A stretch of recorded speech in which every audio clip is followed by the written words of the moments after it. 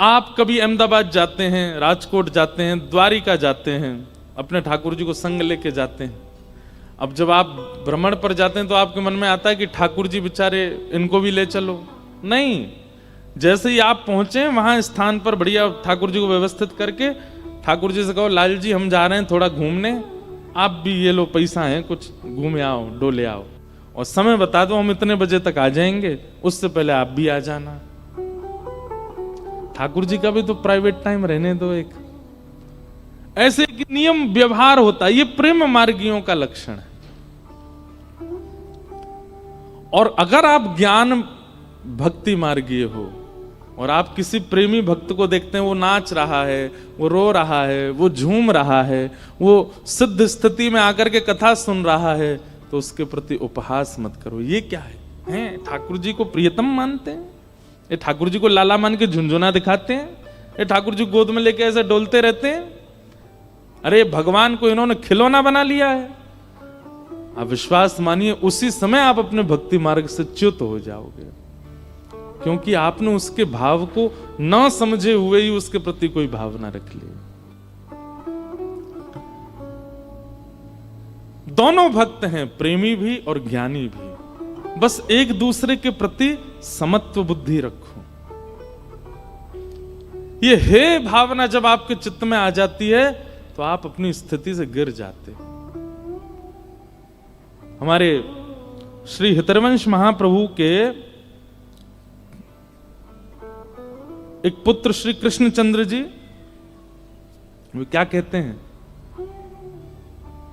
हरिदासन सो गर्व न करिए, हरिदासन सो गर्व न करिए। हरि के दासों पर कभी भी हे दृष्टि मत करो।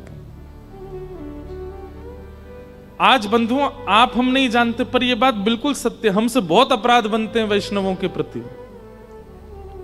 हम उनकी स्थिति, उनकी परिस्थिति और उनके स्वभाव को परखने लगते हैं, इसलिए हमारी भक्ति घट जाती है, हमारा भाव घट जाता है, हमारी स्थिति घट जाती है। श्री कृष्णचंद्र जी कहते हैं, श्री हितरवंश महाप्रभु के पुत्र, हरिदासन सो गर्व न करिए। आप एक बात सुन लीजिए हमारी, आपका नाम जब कितना होता है, एकादशी कितनी होती है, सेवा कितनी होती है, श्रृंगार कितना होता है, भोग कितना लगाते हो, नियम कितना पालन करते हो, सब एक तरफ, और एक वैष्णव के प्रति अपराध बुद्धि सबको नष्ट कर देती है।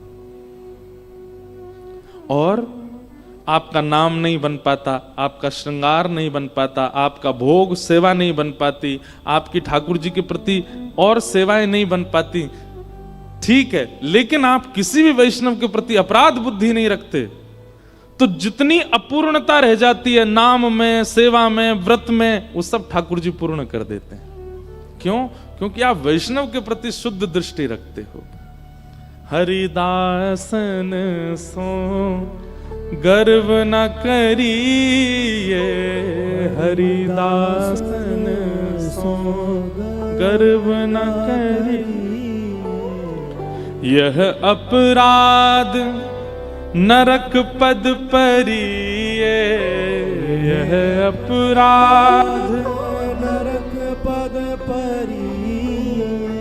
बड़े बड़े महापुरुष ऐसी स्थिति में पहुंच गए कि महाराज लाखों की तादाद में लोग उनको सुनने के लिए आते हैं, लेकिन एक वैष्णव अपराध और उनको नरक जाना पड़ता है। भक्तमाल जी में तो बार बार यह बात कही गई है कि आपको अधिकार किसने दिया कि कौन वैष्णव है और कौन वैष्णव नहीं है, यह परखने का। यह ठाकुर जी पे छोड़िए, यह ठाकुर जी का काम है। कौन अच्छा, कौन बुरा, कौन ढोंगी, कौन पाखंडी, कौन ज्ञानी, कौन विरक्त, कौन, ये ठाकुर जी को करने दीजिए। आप क्यों करते हैं? आप तो जिसको भी देखो, जिसके तिलक पर, माथे पर तिलक हो, गले में कंठी माल हो, मुख से केवल कृष्ण कह रहा हो, आप तो उसको वैष्णव ही मानो, उसके प्रति अपराध दृष्टि मत रखो।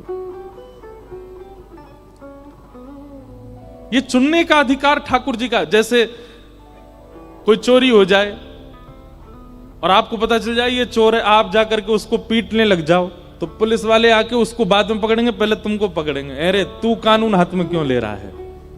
तैने उसको क्यों मारा? ये काम हमारा है, हम मारेंगे, हम दंड देंगे, कोर्ट फैसला लेगा कि क्या करना क्या नहीं करना, तू क्यों कर रहा है? ठीक वैसे ही जब आप किसी वैष्णव की स्थिति को परखने लगते हैं तो ठाकुर जी इसी प्रकार दंड देते हैं। बोले तुझको अधिकार किसने दिया कि तू उसको कितना पानी में समझे? ये मेरा काम है।